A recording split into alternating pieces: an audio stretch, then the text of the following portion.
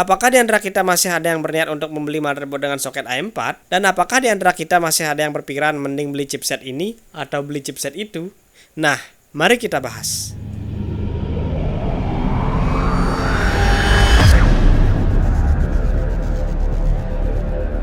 Meskipun AMD Ryzen 7000 series dan Intel generasi ke-13 sudah dirilis, tetapi banyak di antara kita yang masih berniat atau berencana untuk merakit PC menggunakan platform yang generasi sebelumnya, yang salah satunya adalah AMD Ryzen yang menggunakan soket AM4. Penyebabnya tentu karena harga motherboard, prosesor, dan memori generasi baru harganya tergolong mahal untuk sebagian orang, khususnya kaum mendang-mending seperti kita. Oleh karena itu, platform AM4 dan memori DDR4 jika dibeli di tahun 2023 ini masih akan menjadi hal yang masuk akal karena harganya yang sudah turun dan performanya masih bisa dibilang cukup powerful. Itu sebabnya pembahasan kali ini kayaknya masih relevan untuk saat ini dan beberapa tahun ke depan. Nah, saking banyaknya brand dan tipe masing-masing motherboard dari chipset motherboard, terkadang memilih motherboard akan menjadi challenge untuk kaum mendang-mending. Oleh karena beda brand, beda I/O, beda VRM juga akan mempengaruhi harga dari motherboard yang ada di pasaran. Terkadang chipset lawas memiliki harga yang lebih tinggi dari chipset yang lebih baru. Itu dikarenakan VRM-nya yang berbeda. Lalu kali ini saya akan membahas tentang motherboard apa dan chipset apa yang harus digunakan jika kita adalah kaum mendang-mending yang berencana untuk merakit PC dengan masih menggunakan soket AM4. Tentunya supaya tidak salah beli, tidak kemahalan, dan fitur yang didapatkan sesuai dengan kebutuhan. Di sini saya akan membandingkan dari beberapa brand motherboard, chipset, fitur penting, serta fitur yang hanya sekedar gimmick dan tidak berguna yang malah menyengsarakan dari segi harga. Nah, sebelum rakit PC, kita mesti tentukan dulu CPU apa yang akan kita pakai atau kita beli nantinya. Entah itu Athlon, AMD A-Series, Ryzen, atau lain sebagainya. Lalu, apakah nantinya kita memang akan membutuhkan fitur PCIe generasi keempat atau akan menggunakan PCIe generasi ketiga? Khususnya di sini untuk penggunaan graphic card dan SSD NVMe. Coba kalian perhatikan tabel berikut secara seksama. Nah, di sini kita bisa lihat ada 15 chipset yang dirilis AMD untuk motherboard bersoket AM4. Lalu yang ada tanda bintang di sana merupakan chipset yang dikhususkan untuk PC build up dan mini PC barebone. Jadi hanya ada 8 chipset motherboard yang dijual secara retail. Sekarang saya akan berikan contoh prosesor apa yang akan dibeli dan sebaiknya pakai motherboard apa. Yang pertama, jika kita berniat membeli Ryzen 3000 series atau 5000 series non-IGP, yaitu yang tidak ada huruf G di dalam serinya, lalu kita berniat menggunakan fitur PCIe Gen 4 karena menggunakan SSD NVMe generasi keempat atau menggunakan GPU RTX 3000 series ke atas, maka diharuskan kita membeli motherboard B550 atau X570 karena hanya mereka yang memiliki PCIe generasi keempat di soket AM4 ini. Lalu akan ada pertanyaan lagi, yaitu kita pilih X570 atau B550. Nah, coba kita lihat diagram berikut ini. Ini merupakan diagram dari chipset X570. Di sini terlihat bahwa di sebelah kiri CPU merupakan jalur dari CPU menuju ke motherboard tanpa melalui proses konversi, di mana apapun fitur dari CPU akan disalurkan ke motherboard apa adanya. Sebagai contoh,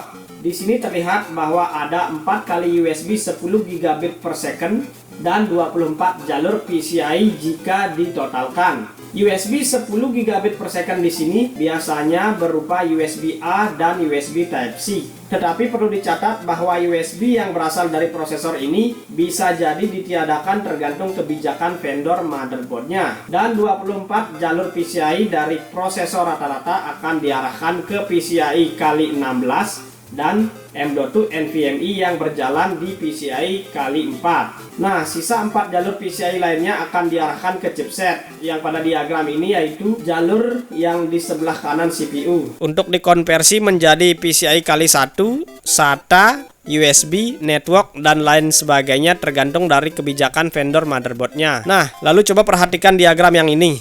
Ini merupakan diagram dari chipset B550. Sekilas, diagram ini terlihat sama saja dengan diagram chipset X570. Akan tetapi jika diperhatikan, maka bisa kita lihat bahwa jalur PCIe dari CPU menuju ke chipset memiliki generasi PCIe yang berbeda, di mana chipset X570 menghubungi prosesor menggunakan PCIe Gen 4 x 4, sedangkan di chipset B550 jalur penghubungnya menggunakan PCIe Gen 3 yang berjalan di kali 4 juga. Lalu apakah kinerja PC akan berpengaruh dengan perbedaan jalur data yang mengarah ke chipset tersebut? Jawabannya adalah tidak. Selama kita menggunakan PC yang memiliki satu buah graphic card dan satu buah SSD NVMe Gen 4, maka performa X57 dan B550 tidak mengalami perbedaan sama sekali. Itu juga berlaku saat kita menggunakan dua buah SSD NVMe Gen 3. PC kita tidak akan memiliki perbedaan performa jika menggunakan X570 atau B550.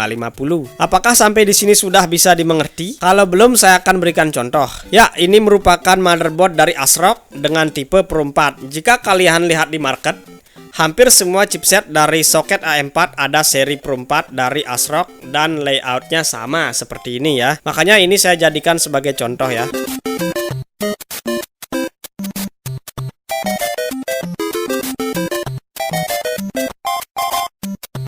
Anggap saja motherboard ini menggunakan chipset X570. Anggap ya, walaupun ini B450, tapi anggap saja ini adalah chipset X570. Maka PCIe Express yang pertama yang kali 16 di sini dan slot M.2 NVMe yang ada di sini itu akan berjalan di PCIe Gen 4. Dan ini juga akan sama jika chipsetnya B550 ya. PCIe kali 16 yang ada di sini dan M.2 slot yang ada di sini juga akan berjalan di PCIe Gen 4. Nah, yang membedakan di sini adalah slot PCIe selain yang pertama ini ya, dan selain M.2 yang di atas. Jika ini adalah motherboard X570, maka PCIe yang ada di bawah selain slot pertama akan berjalan di generasi keempat, dan slot yang lainnya juga akan berjalan di generasi keempat, termasuk juga M.2-nya akan berjalan di Gen 4. Tetapi kalau ini adalah B550, maka selain slot PCIe kali 16 yang di atas ini dan juga selain slot M.2 NVMe yang ada di atas akan berjalan di generasi ketiga. Tetapi biasanya perbedaan dari X570 dan B550 itu hanya bisa dirasakan pada motherboard seri flagship saja ya.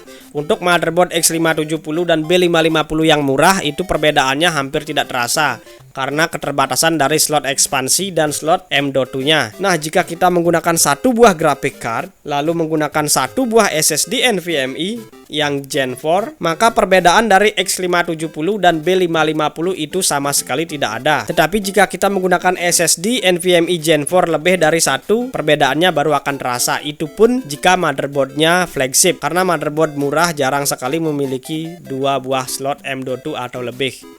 Jadi motherboard murah biasanya hanya memiliki satu slot M.2. Jadi tidak ada bedanya jika menggunakan B550 atau X570. Untuk slot yang ada di belakang, jadi antara X570, B550 dan semua jenis chipset itu tergantung dari vendornya ya. Mau dia menaruhnya di sini ada HDMI, ada DisplayPort, entah ada USB Type-C atau tidak, itu tergantung dari brandnya ya, bukan tergantung chipsetnya ya. Lalu coba perhatikan gambar motherboard yang akan saya tampilkan berikut ini. Nah, ini adalah motherboard dari Galax, yaitu motherboard Galax X570M dan Galax B550M. Coba perhatikan layout dari motherboard ini. Kedua motherboard ini memiliki harga yang terpaut jauh, tetapi memiliki slot ekspansi dan slot M.2 yang hampir sama. Yang membedakan hanyalah di X570M terdapat 4 slot RAM dan 2 slot PCIe kali 1 yang berjalan di PCIe Gen 4. Sedangkan di B550 memiliki jumlah slot RAM yang hanya 2 dan PCI Express kali 1 hanya 1 yang berjalan di PCI Express generasi ketiga. Tentu saja perbedaan pada X570M dan B550M di kedua motherboard ini tidak akan bisa dimanfaatkan karena untuk sebagian besar pengguna PC hanya akan menggunakan 2 slot RAM saja untuk memaksimalkan performa memori ketimbang menggunakan 4 keping RAM untuk menambah kapasitas, tetapi mengorbankan fitur XMP pada memori mereka. Lalu slot PCI kali 1 yang berjalan di generasi keempat yang ada pada X570M ini pada prakteknya tidak akan bermanfaat. Meskipun ada beberapa orang yang memanfaatkan slot ini untuk WiFi card, akan tetapi WiFi card yang ada di pasaran saat ini hanya berjalan pada PCI Gen 3. Alhasil membayar lebih untuk membeli X570 pada Galaxy ini tidak akan memberikan manfaat apapun jika dibandingkan memilih seri B550 mereka yang harganya jauh lebih murah. Dari tadi kita sudah membahas motherboard yang mendukung PCI Gen 4. Lalu bagaimana jika kita tidak berniat untuk menggunakan PCI Gen 4 karena kita akan menggunakan kartu grafis RTX 2000 series misalkan, atau yang di bawahnya, atau RX 5000 series misalkan, atau yang di bawahnya, serta kita hanya menggunakan SSD NVMe PCIe Gen 3 seperti ADATA S20G atau SSD RGB lainnya. Motherboard apakah yang paling tepat untuk dibeli? Nah, jika kasusnya seperti ini, membeli motherboard dengan chipset B450 yang akan menjadi pilihan terbaik di antara semua chipset soket A4 lainnya. Itu dikarenakan chipset B450 mendukung semua prosesor yang menggunakan soket A4 tanpa terkecuali. Sebenarnya chipset B450 dan X470 sama-sama mendukung semua prosesor A4. Akan tetapi X470 tentu harganya ya lebih mahal dari B450 meskipun fiturnya sama. Jadi untuk mempersingkat waktu ya, saya akan bandingkan semua chipset dari soket A4, lalu akan saya bahas di lain kesempatan. Dan untuk mempermudah Anda dalam pemilihan motherboard, saya sudah pilihkan beberapa motherboard dari semua chipset beserta fitur dan harganya di list berikut.